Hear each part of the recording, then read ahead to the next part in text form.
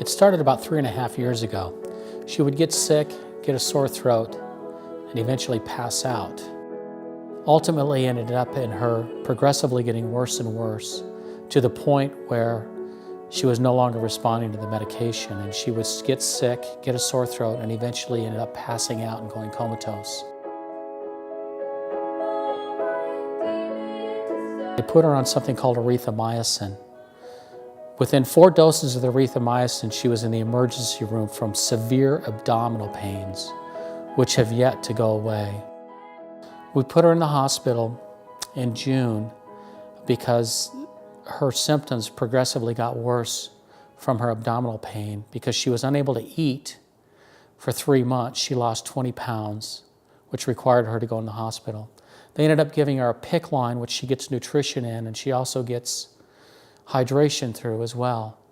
Unfortunately, her eating has still not been able to pick up, and she doesn't eat anything. She continues to struggle with the fact that this pain is so severe that she can't even drink water.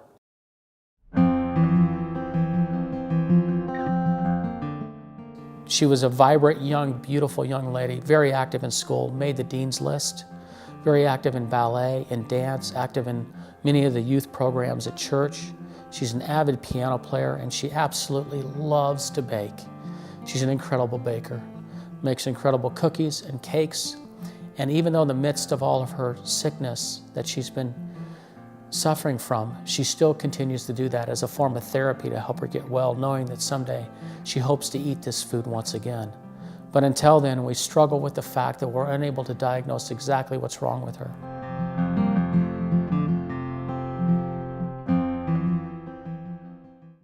There's really been no diagnosis to figure out exactly what's wrong with her, and she's progressively just getting a little bit worse and worse.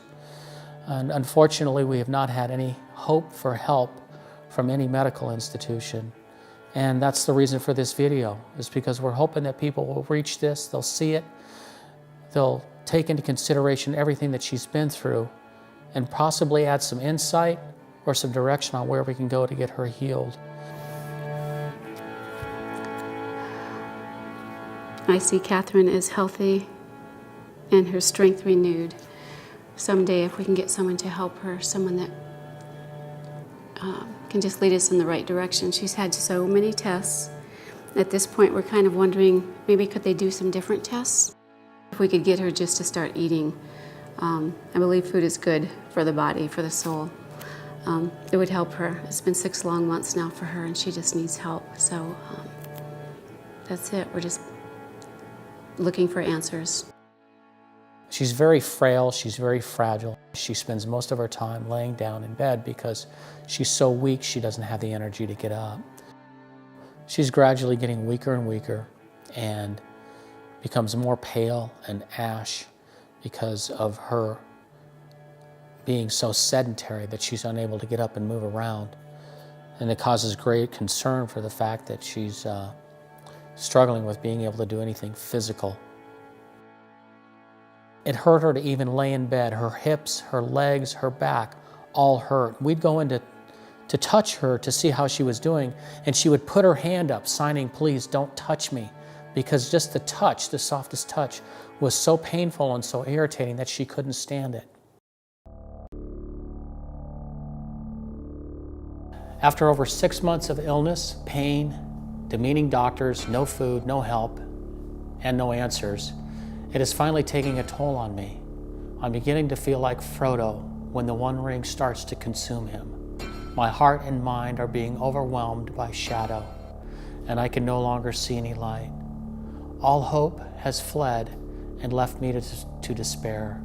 Sorrow has covered me like a heavy cloak, and I am trapped beneath its weight. I do not know what I'm fighting for anymore.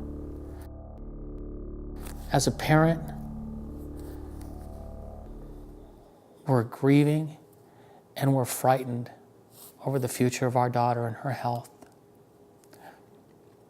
We've seen many doctors with no diagnosis, and our fear is that she would give up with the will to live after reading a post like this. We're reaching out, hoping that somebody might be able to provide some kind of insight or direction in what we can do and how they can help.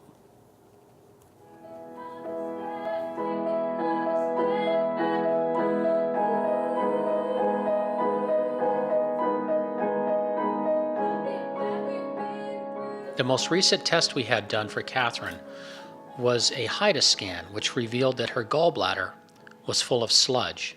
The doctor gave a 50-50 chance, saying that this could be the cause of her problem prohibiting her from eating without it causing her severe pain.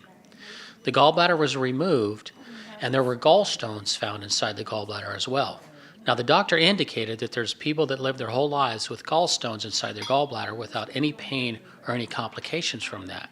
We had hopeful expectations that this would have helped Catherine, but unfortunately, still almost 2 weeks after the surgery, she still suffers from the same symptoms of the pain being in the top of her stomach, which prohibits her from eating. So we're still searching, we're still seeking, hoping to find somebody that can provide us insight and direction on where we can go to get care for Catherine.